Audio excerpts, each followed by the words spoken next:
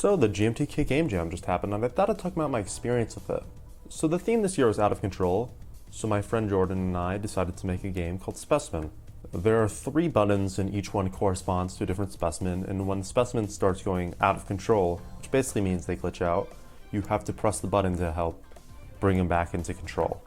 We originally had the idea that we could either have the player's controls kind of go to control or something in the environment go to control, and we ended up choosing the latter, which kind of progressed into the security camera idea. I created the security system, so I modeled the TV, I had a texture to that. It was pretty hard. We only had 48 hours. We're both fairly new at game development. We haven't really created like a full game yet, so it was a little bit hard going through the production. But Unity is pretty good. The post-processing is good. All we really needed was a mouse click script and then something to handle the enemies, so that's what we did. I used a bunch of eye enumerators. Those are very useful, by the way. Let me think what else. Oh, you always have to have a game manager script with the booleans, whether the player can move or not. We used an asset called, I think it's the Sci-Fi Modular Pack. It was free on the Unity Asset Store. The main menu is really simple. It was just a bunch of buttons with the background and like the main model going.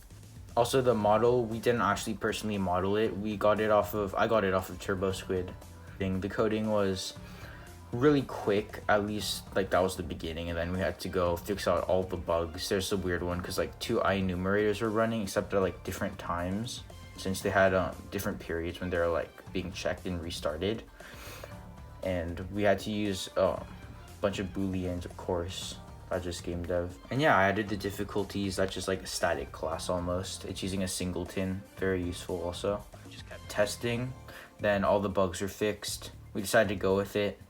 The game loop was a little bit boring, I have to admit, but when you're doing like the hardest mode, it's pretty fun. Especially because you only have 1 life, so it's like really stressful.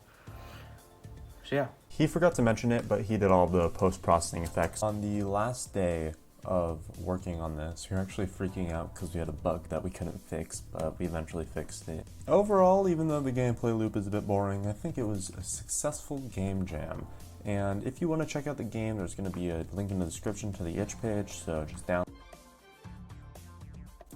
If you enjoyed the video, make sure to like and also subscribe, because I'm going to be having some more devlogs soon on a game I'm working on, and you might want to be interested in checking them out.